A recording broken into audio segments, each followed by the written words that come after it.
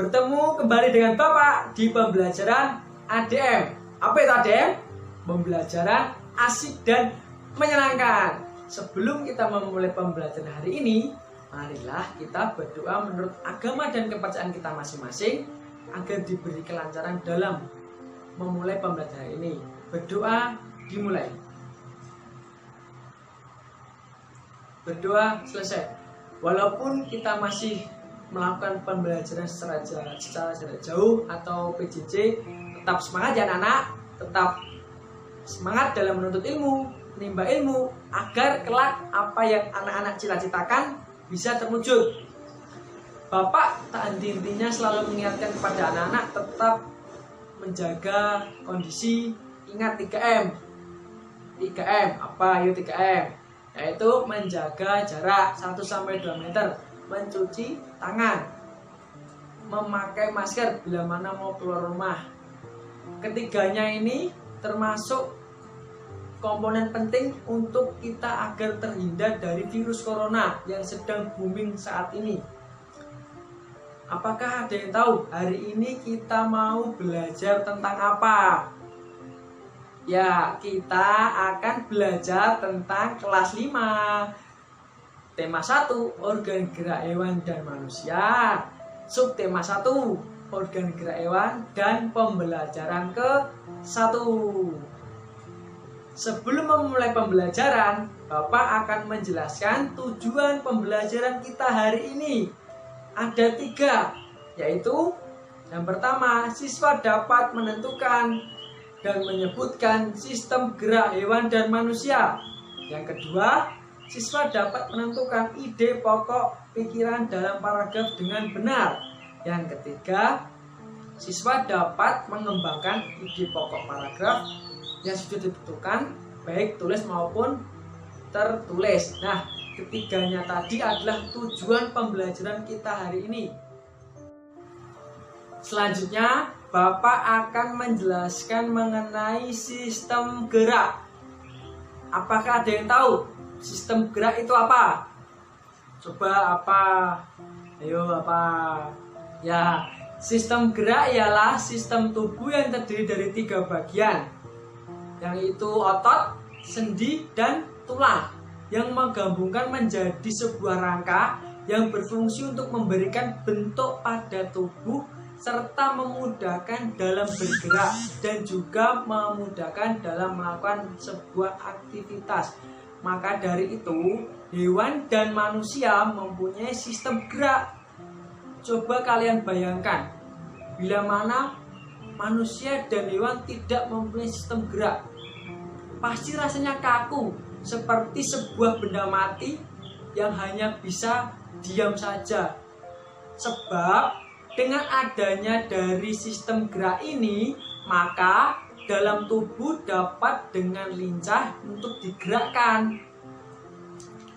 Nah, sistem gerak hewan dan manusia terdiri dari 2 bagian, yaitu pasif dan aktif.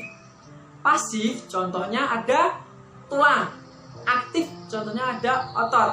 Nah, Bapak akan menjelaskan yang pertama yaitu sistem gerak manusia berupa aktif, contohnya otot. Nah, ada yang tahu otot dibagi menjadi berapa? Menjadi 3, ya benar.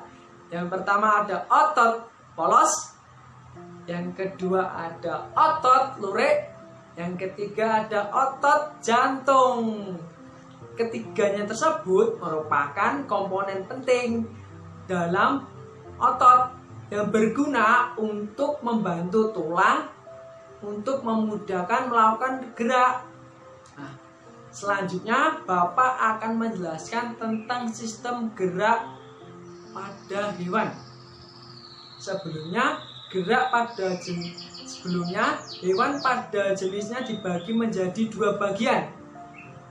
Yang pertama hewan vertebrata dan hewan anvertebrata, atau hewan bertulang belakang dan hewan tidak bertulang belakang. Di sini Bapak akan mencontohkan sebuah gambar. Ayo, ini gambar apa? Coba tebak. Ya, ini gambar ikan. Ada yang tahu ikan hidup di mana?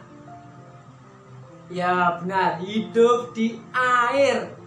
Bisa air tawar dan bisa air asin di laut. Ikan bernafas menggunakan insang. Kemudian Bapak akan mencontohkan kembali sebuah gambar. Ada yang tahu ini gambar apa? Gambar katak. Ya, katak merupakan hewan amfibi, yaitu yang terdiri dari tulang badan, tulang kepala, dan tulang anggota gerak. Katak mempunyai sendi yang ada pada lutut, siku, bahu, pergelangan kaki, dan tangan. Katak bisa hidup di dua tempat, air dan darat.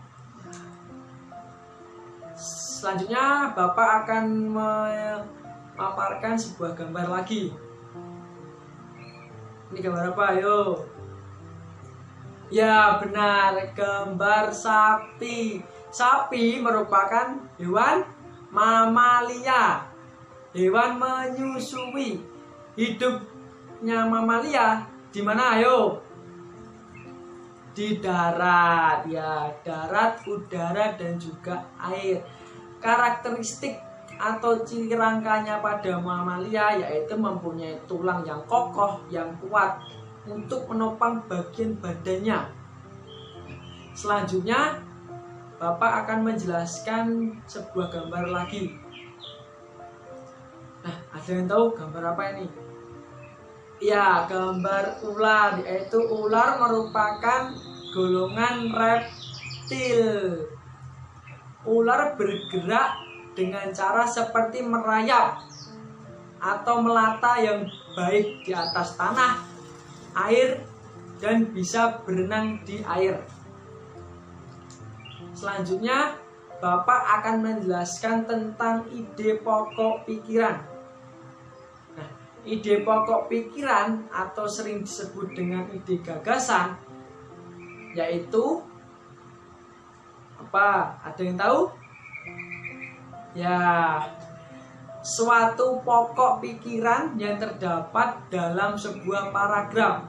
Nah, Bapak akan menjelaskan bagaimana cara menemukan ide pokok paragraf pada suatu paragraf atau ide pokok pikirannya. Yang pertama, membaca secara keseluruhan teks bacaan tersebut. Yang kedua, memahami isi bacaan teks tersebut.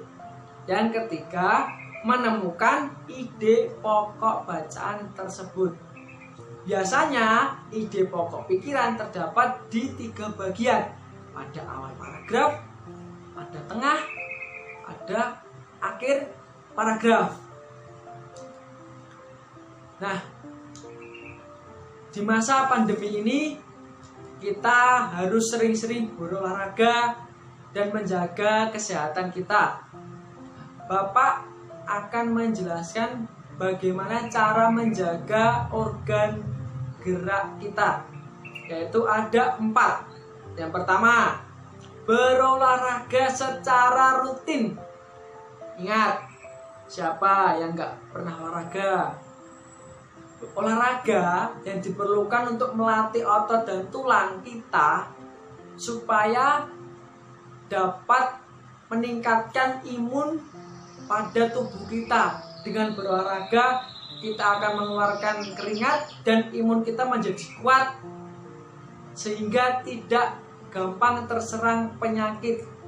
Yang kedua, berjemur antara jam 7 sampai jam 10 siang. Kenapa jam 7 sampai jam 10? Karena pada saat itulah sinar matahari secara maksimal dapat membantu pembentukan vitamin D. Cara yang ketiga yaitu dengan mengkonsumsi makanan yang bergizi, yaitu 4 sehat 5 sempurna, yang mengandung kalsium, karbohidrat, mineral.